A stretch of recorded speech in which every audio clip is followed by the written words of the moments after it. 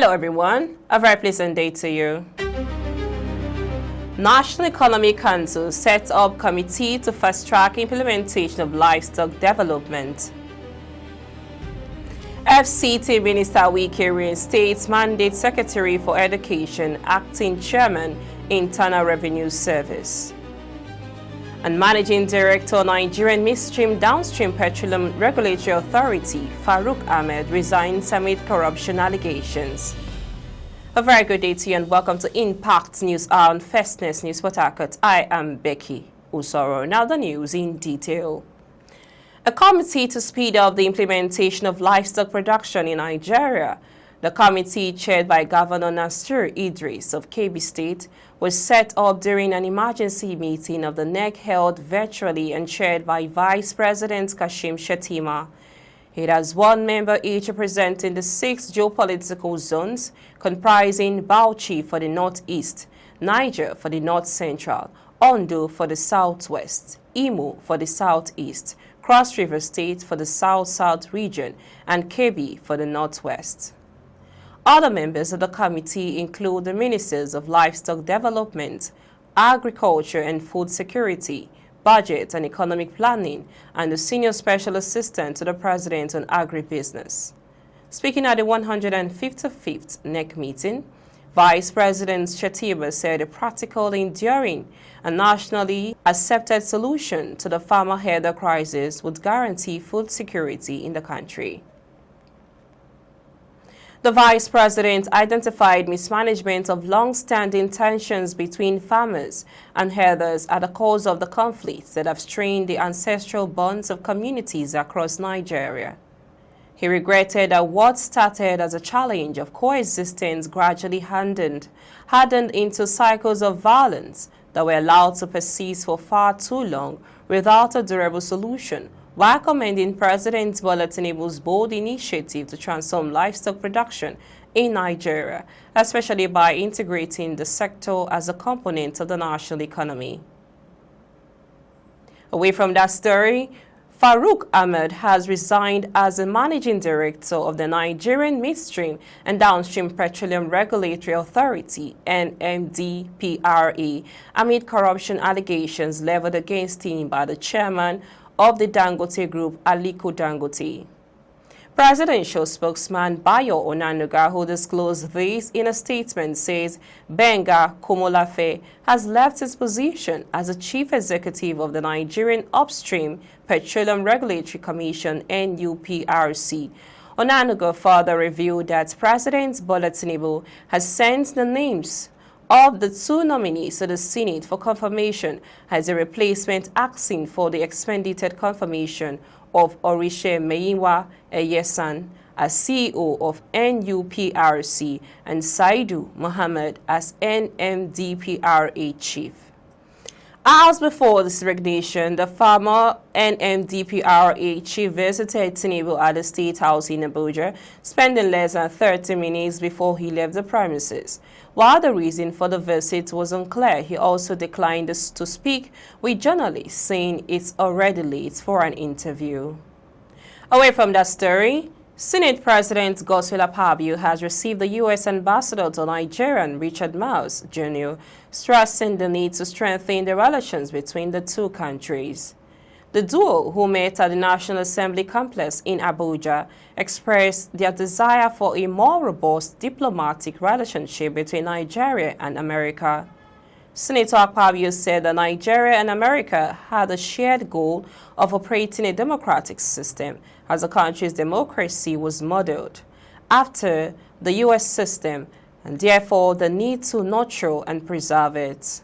On his part, Ambassador Miles said the visit was aimed at reviewing the state of U.S.-Nigerian relations and exploring ways to further strengthen cooperation between both nations. According to him, the United States mission would continue to engage with Nigeria in pursuit of shared democratic and development goals, stressing that the meeting provided an opportunity to gain insight into the legislative priorities of the Nigerian Senate in the year ahead. Away from that story, the Nigerian Customs Service says it would enforce penalties against designated banks that delay the remittance of customs revenue in a move aimed at strengthening transparency and safeguarding government earnings. Disclosing this in a statement, NCS spokesman Abdullahi Maiwada says the delays undermine the efficiency, transparency, and integrity of government revenue administration. He also explained that any bank that fails to remit collected customs revenue within the prescribed timeline will be liable to penalty interest calculated at 3% above the prevailing Nigerian interbank offered rate for the period of the delay. He added that affected banks will be formally notified of the delayed amounts, the applicable penalty, and the deadline for settlement. Away from that story, meanwhile, the Senate has endorsed sweeping reforms to Nigerian security architecture, placing the establishment of state police, intelligence-led operations, and extensive use of modern technology at the center of efforts to tackle the country's escalating insecurity. The resolutions followed the unanimous adoption of the reports of the Senate Ad hoc Committee on the National Security Summit, presented at plenary by the chairman of the panel and Senate leader, Senator Opeyemi Bamidele. The section was presided over by Senate President Godswill Akpabio. Lawmakers approved all observations and recommendations contained in the report without dissent, reflecting broad consensus on the urgent need to reset what the Senate described as a largely reactive and overstressed security architecture. Presenting the report, Bamidele said stakeholders drawn from the 6 geopolitical zones commended the National Assembly for convening the summit, describing it as a timely and bold intervention in the face of worsening insecurity across the country. He noted that the summit exposed fundamental weaknesses in Nigeria's current security system, particularly its inability to anticipate and respond effectively to modern threats. The committee identified key drivers of insecurity to include illegal mining, porous borders, unemployment, poverty, drug abuse, illiteracy, radicalization, weak intelligence gathering, and vast ungoverned spaces with little or no government presence. It also warned that ethnic, regional, and religious profiling, alongside perceived marginalization in public appointments, had deepened mistrust and undermined national cohesion. Central to the recommendation is a proposed constitutional amendment to decentralize policing through the creation of state police. Moving on, the Minister of the Federal Capital Territory, FCT, Nyesom Wike, has reinstated the Mandate Secretary for Education, Danlami Hayo, and the Acting Executive Chairman of the FCT Internal Revenue Service, FCT, to IRS, Michael Angu. This was reviewed in a statement by the Senior Special Assistant to the Minister of Public Communication and Social Media, Lere Olayinka. According to him, the administration never took such a decision and had no security threat that warranted a system-wide shutdown, adding that of the Internal Revenue Service Chairman, Michael Angu, was given without any reason. The minister, who warned that acts of indiscipline will not be tolerated among officials of the FCTA, directed Dr. Danlami Hayo and Michael Angu to resume duty with immediate effect.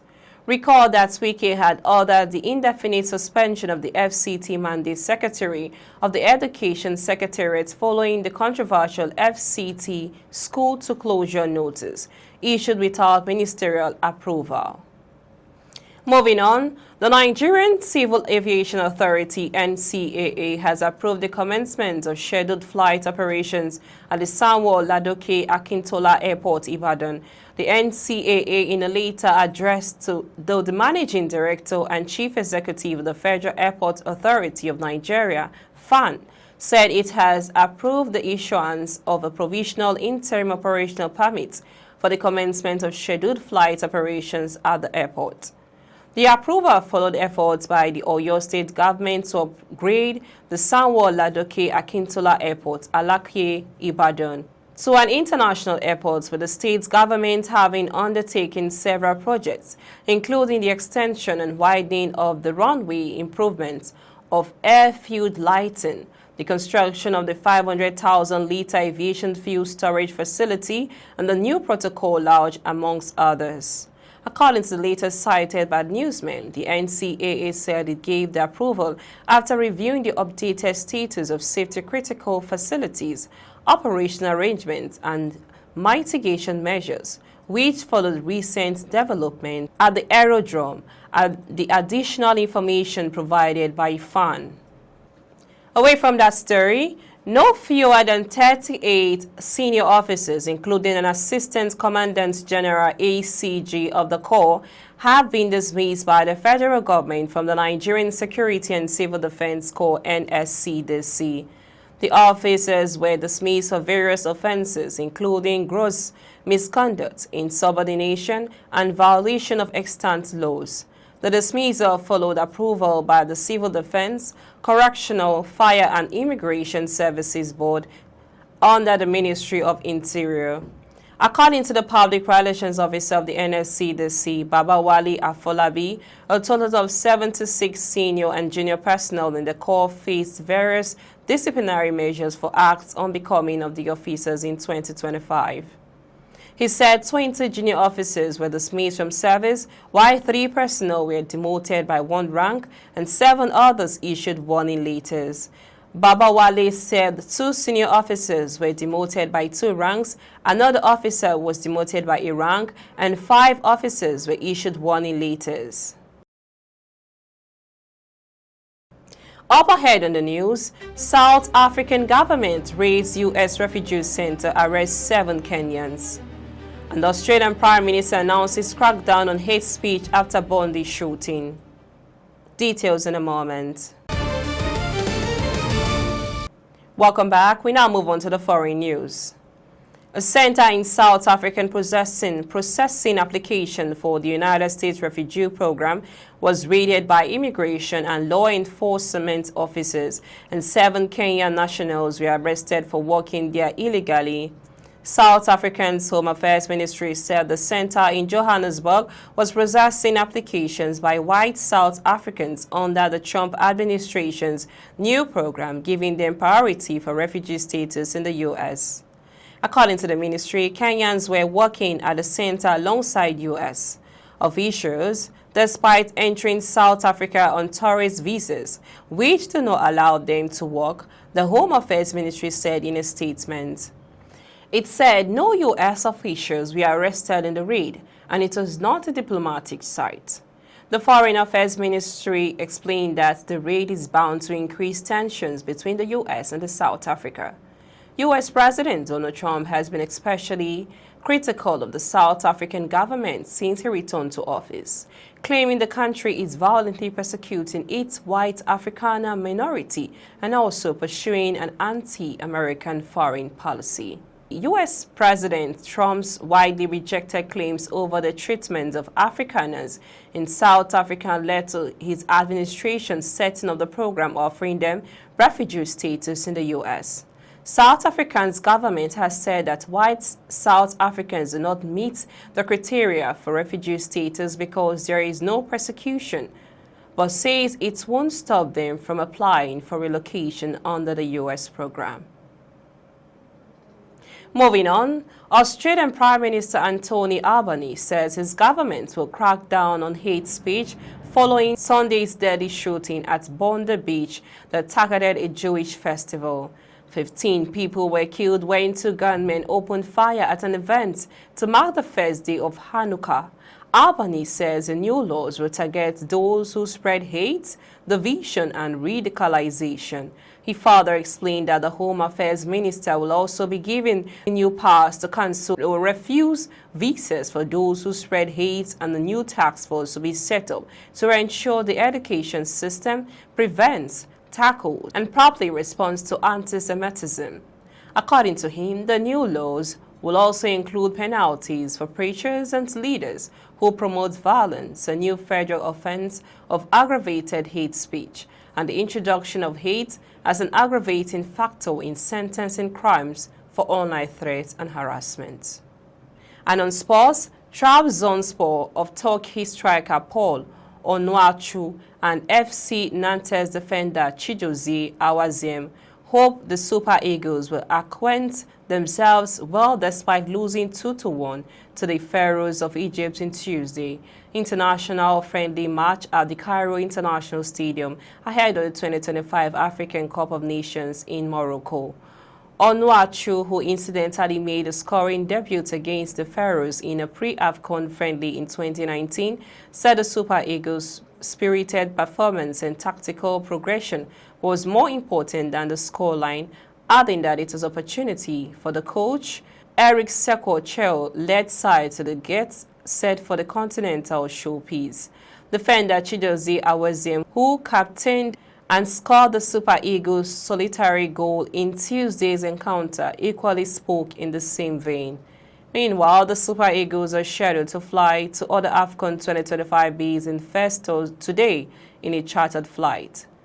Nigerian is drawn in Group C, where they will face Tanzania on December 23rd, with other matches against Tunisia and Uganda on December 28th and 30th, respectively.